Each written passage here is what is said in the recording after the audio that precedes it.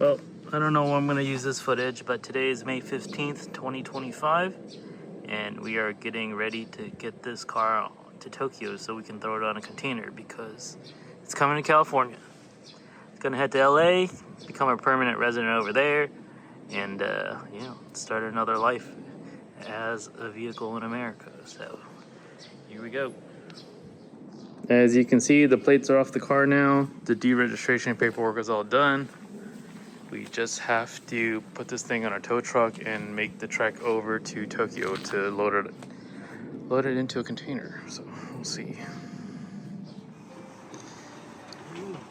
Right now, raising the car up about 5 centimeters to 2 inches. So hopefully it clears getting into the container and coming out of the container without damaging the car. Because when it's in America, it won't be stored at a body shop anymore. So won't be able to get easy fixes like we do here in Osaka. So it's May 15th, 10 p.m. I'm gonna try to take a nap before we wake up a little bit earlier to go pick up the tow truck. And then we're gonna pick the EK9 up and then make the 7-hour drive over to Tokyo side so that we can drop off the car at the shipping company. And then it'll hop on a container. And then my EK9 will officially be on its way to California. Yasu asked me if I was excited earlier, and I was just like, there's just so many things to consider, right? Like, how long is it going to take? Like, are there going to be any problems during the shipping? Like, how will it fare at US Customs? And like, how much am I going to have to pay? Like, what's up with these tariffs? So, it's a lot of unknowns, and I told him I wouldn't be excited about it until I got the car loaded up onto a trailer in California and on the way back to the shop. So I don't know when this is going to go up or when we're going to use this video piece, because I'm going to try to keep the car pretty low key in California until we have time to kind of present it or debut it in California later on in the year. But yeah, it's still very nervous about shipping the car because I haven't done it before, and hopefully everything goes well. So we shall see. Fingers crossed. Finally made it to Daikoku. Car's here, high as ever. Now at the shipping company and gotta figure out the logistics.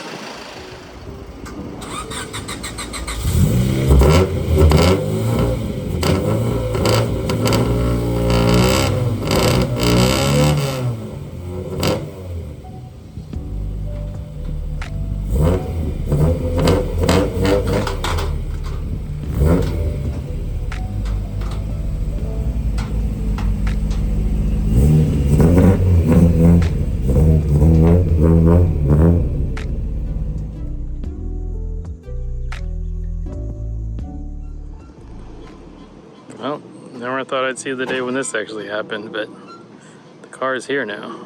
And it's very surreal, I guess, to see it here at the shop.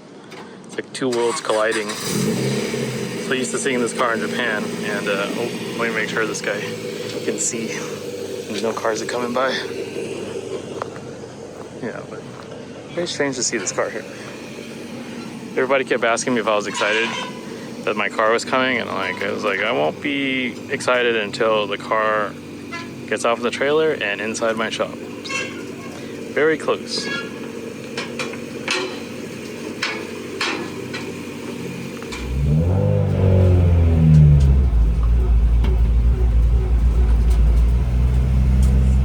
Everything appears to be in place, and there's no like damage to the car, which you never know when the car's on a container with some rough waters and stuff. There's a little bit of moss on my door panel which can be cleaned up. There's no moss or mold on the seat, which is nice because the S15 that came in the trailer with me, it had mold on the seat. So just needs some clean up. The dash has some moss on it. And then the engine has, I guess my door doesn't close correctly anymore, but there's some salt on the surface of the engine and stuff like that. But dude, it's here and it's intact, and it's crazy because never thought I'd see the day when the two worlds collide. Just feel like I live a completely different life in Japan, and now this car that's from my other life is here in California. Okay, first things first is getting this car back lowered on the ground. did not look good at the raised ride height it was for transport, but back to normal now. I think it might be a little bit too low, maybe. I guess I kind of forgot what it looked like when I was in Japan, but when we raised the car, I forgot to mark where we were supposed to turn it back to, so we're gonna see how this settles in a few days, but it's okay because I'm not really driving the car anyways, and I thought the license plate garnish looked a little bare without the plate, so I put the plate back on. This is the actual Japanese plate for it. Even though most of the time you guys saw the Not Joey plate on there from California, but can't really rock the Not Joey plate here anymore because that plate is actually registered to another vehicle, so I will get into a lot of trouble. Okay, so I figure I should explain why the car took 2 months and 2 weeks to get here, because realistically it didn't take that long. If you guys watch the channel regularly, you'll remember that while I was in Japan a couple months ago, we were in Tokyo to pick up the Raiwire Integra, or the formerly Raiwire Integra, the orange one. That's actually Yasu's car now. He's had that car for a very long time, but it had been sitting in storage Tokyo side. And since we were already in Tokyo to drop off my car, the EK9 at the dock, we had the trailer space open so that we could pick up the Integra. It was just way more convenient that way, and it just worked out. But that whole container situation was actually through my friend Ilya from Final Bout and Proceed. He's a good friend of mine, and when I found out that he had a container space open, I thought it was a perfect opportunity to get my car here because we have multiple cars that we do need to bring here eventually. So if I could get the EK9 here as fast as possible, that would have been perfect, because my long game all along was to get the car here in 2025 and to have its US debut at WeekFest Los Angeles. I wanted to do a home base show just because it's LA, you know, and it's home. And I thought it'd be cool to finally get the car here. So the car arrived there, sat at the dock for a while because we were waiting for the S15 to show up, the second car that was supposed to go in the container. And then there was a bunch of parts that went in there too. So it probably sat here in Long Beach at the port for a while because US Customs has to go through everything that's in the container. So this was my first time importing a car and doing anything like this. I did my research, but like a lot of stuff just wasn't clear, you know? So I did a lot of late night research, and then I went on the Top Rank website. I didn't go through Top Rank. I went through a separate party, but they actually have very valuable information on there because there's very specific paperwork that you need.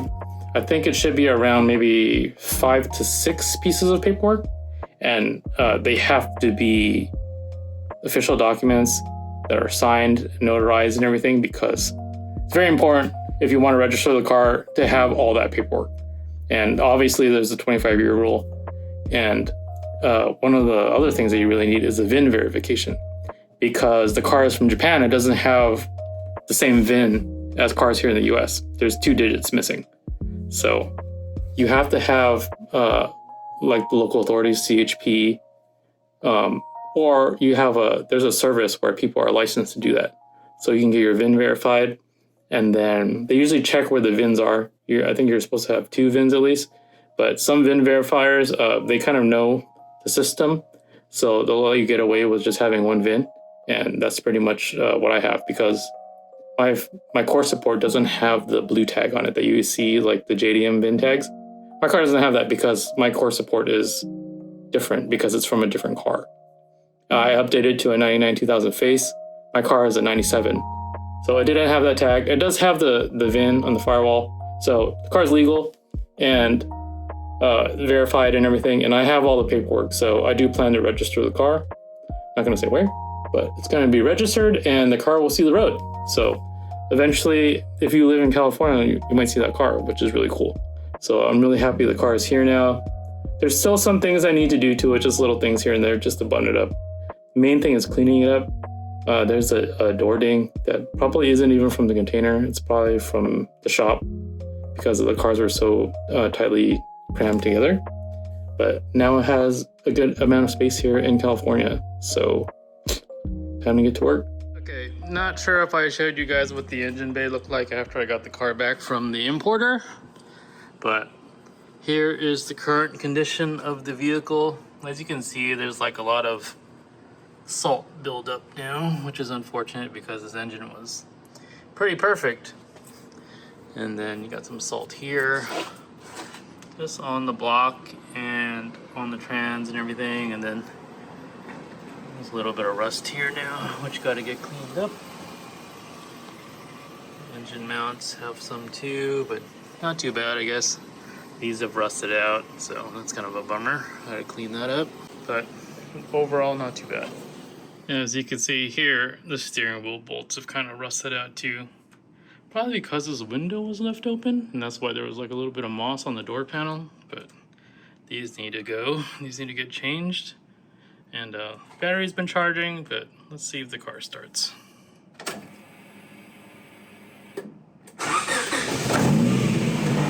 you go. Oh, check engine light. I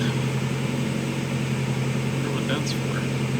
Okay, so I spent a couple hours last night cleaning up the engine bay. The car had been in a container for 30 days, and those containers aren't airtight, so obviously some saltwater air is going to get in there.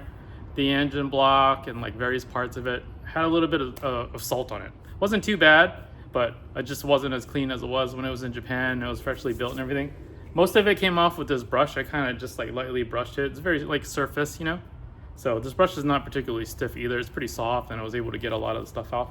But in the throttle body, like in parts like that, smaller parts, there was some stuff that like where the salt was really on there and it looked a little oxidized.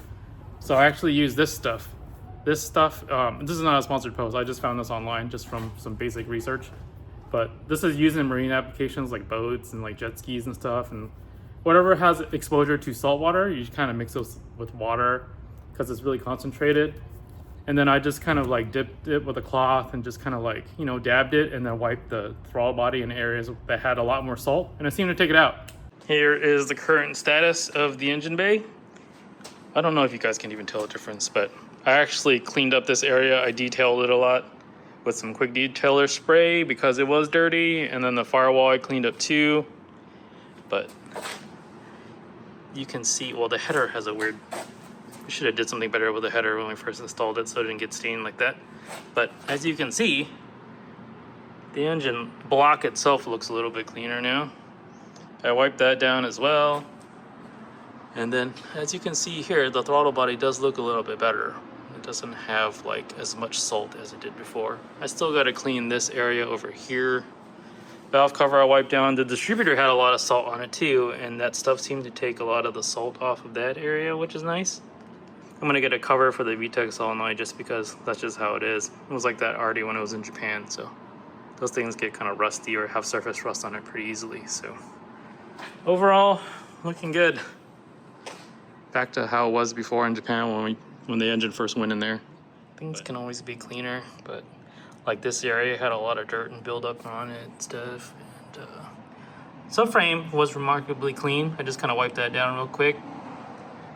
Bad thing is this engine mount right here has a little bit of oxidation on it now, and that doesn't seem to come off. But that one is actually okay. Subframe I cleaned up, like I said. The alternator had some oxidation on it. Still have to figure out how to get rid of the stuff on there just because of the way the case is. And you can see the salt down here on the back of the block. That should wipe off though. Oh yeah, that should wipe off pretty easily. One thing that you guys probably didn't notice, since we mostly saw this car just driven around Osaka and running the highways in the evening, this car doesn't have a fan for the radiator. So I need to install a fan because if I do plan to drive this car here and on the street in traffic, because we are in Los Angeles, it needs a fan or else the car is going to overheat. So I guess that's another thing I have to address. Got a full-size radiator in here, which would probably help. So maybe I don't need a fan, but just to be safe, probably should wire up a fan to it. Not driving right-hand drive for the first time ever. Got it.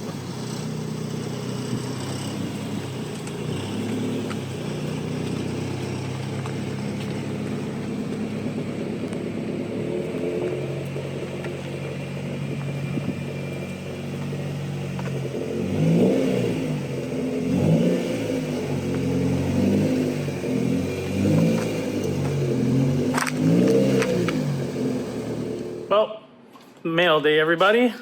Got some pretty cool stuff in the mail today in the form of this billet B series spark plug wire cover and valve cover. This is from JSP Fab. John Rusikoff is a fantastic fabricator. Known him for a very long time. He's always been into a mix of Hondas and like 886 stuff. Big drifter guy, but also loves Hondas. So I really like these billet pieces that he was making before. I don't know if you can see his logo right there. But they usually come blank, and I thought it'd be pretty cool to throw a Chronicles logo on there. So I asked him to see if he'd be down, and he was like, oh yeah, totally down to help out. And then he had this piece made for me, sent it out to me in a couple days, and just in time to throw on the EK9. Maybe it looks better out in the sun instead of next to my face, but here it is. Super lightweight piece. He said that he went through a couple of revisions and tried to get it as light as possible so you can see all the machining work. He does everything himself. He has a shop in Washington now. He used to be down in San Diego area. But yeah, he moved over there and still making really cool pieces. And this is going to look great on my car. I posted this on Instagram and a couple people asked about them already. And I think that we're gonna put these into production. So expect a batch of these coming up pretty soon. I actually have multiple units already. So I already tossed this one on the car. Kind of still has that OEM look to it, but this piece is billet, so it reflects and shines differently under the light. But yeah, you can see, look at that. From afar, it looks pretty much OEM, but when you look at it up close, you can see all the machining marks and everything, and then the logo right there. Huge shout out to JSP for hooking up with these. Fantastic product. Can't wait to get these out to you guys, so some of you B-Series guys can have this on your car.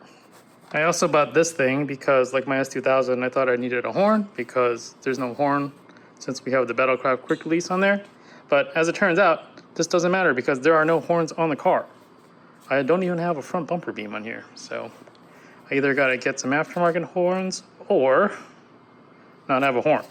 But either way, I got these and they will be put to use someday.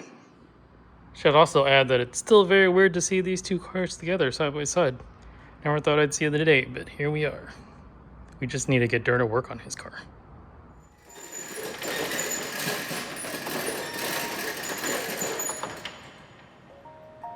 Okay, so there's about a month left before WeekFest officially begins. Today is August 31st, so yeah, we have a little bit over a month left. I decided to finally let the cat out of the bag and let people know that the car has been in California for a good 2 months now. And I think it's time to just kind of like get this car finally prepped for the show. I have a lot of like little things that are on order that need to be changed out. Just like little minor bolts and stuff like that. But I recently came to the decision that I should probably do something with the interior. These door panels have never been in like super good condition. It's a nicer pair that Yasu had sitting around the shop, so we swapped it out before the car actually left on the container.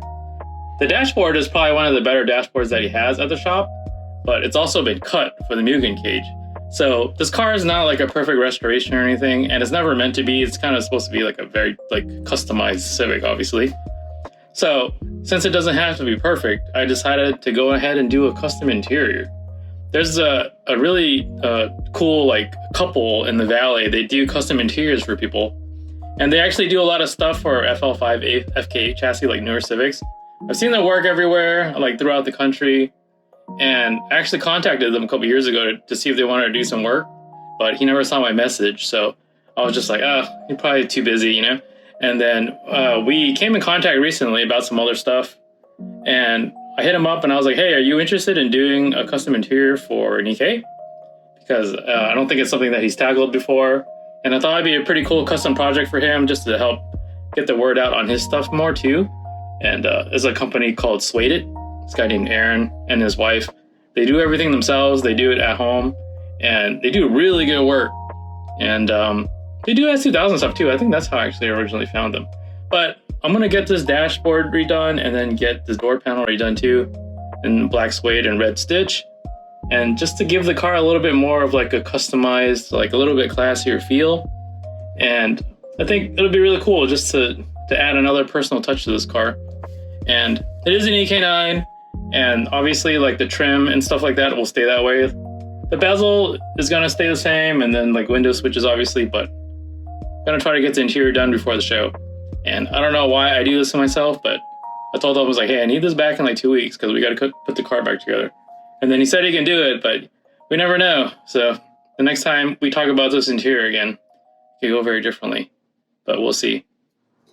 Okay, so I started taking some of the panels out of the interior already. The main motivation behind kind of redoing the interior anyways is because when we did put the car back together originally after it was painted and everything, I would say maybe like 40% of the screws and bolts went back into place. So everything comes off pretty easily, and it's like if I get the interior redone, it'll kind of give me the opportunity to finally do everything correctly and get everything bolted and screwed down correctly so it doesn't move around anymore or like make noise. These will come off easy. The dashboard I'm hoping comes out easier. I'm waiting for Chuy to come over so he can help me out because it's Labor Day weekend and Dur's out of town and Chuy's kind of nearby, so maybe he can help me tackle this in this 95-degree weather today. But thankfully, inside the shop, it's not too bad. It's still kind of cool in here, but try to get this dash out. This part comes out pretty easily. There's literally just like 2 screws holding it there. Just 2 clips holding here.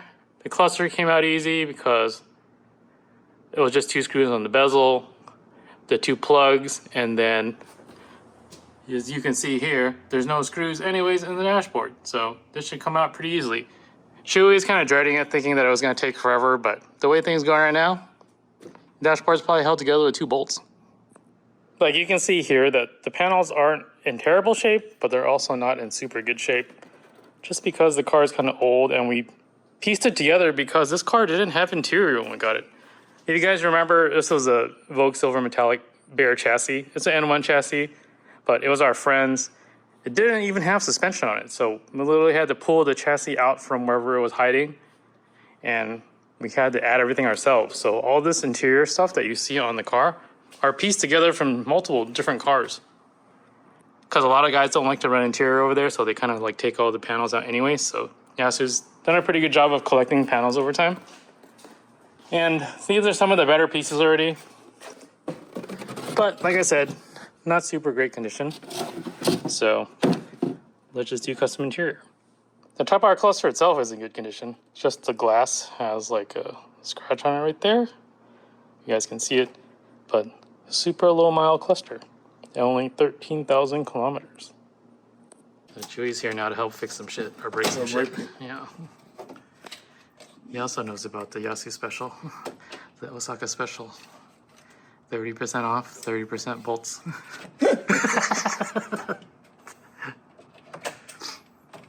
Yeah. Don't damage that piece. That piece is super important. You shouldn't leave it here then. I don't even know why it's plugged in. It shouldn't even work. So just in case it falls. Yeah, that's true. It's giving me electronic controls for HVAC that I don't have. Sick. Yeah, this one's in pretty good shape. Okay, so everything's pretty much out now. Just having trouble getting the dashboard out because of the cage. And the cage was mounted and painted at the same time, so we're not taking the cage apart again, but just got to figure out a way to route this dashboard through because it's hitting in the corners right here and over there too. So try to turn it upwards, try to do one side first, but it doesn't seem to want to budge. Like it's loose, but I don't want to come out. Okay, so required some muscle, but the dashboard is out now. Ready to go to the interior guy. Car's back to being incomplete again. But you guys can get a pretty good look of what's going on inside down here. My Mugen ECU just kind of sits there. Engine harness, batteries back there. But yeah, how hard is it gonna be to put the dash back in later? We'll see. Just gotta get it back first. Well, with that, that's gonna be the end of this episode. Car's here now in America, right here in Los Angeles, California. Interior is gonna get done. Little things to wrap up. In a few weeks, Yasu comes anyways, so he'll be back at it again. But thanks for watching, guys, and see you next time.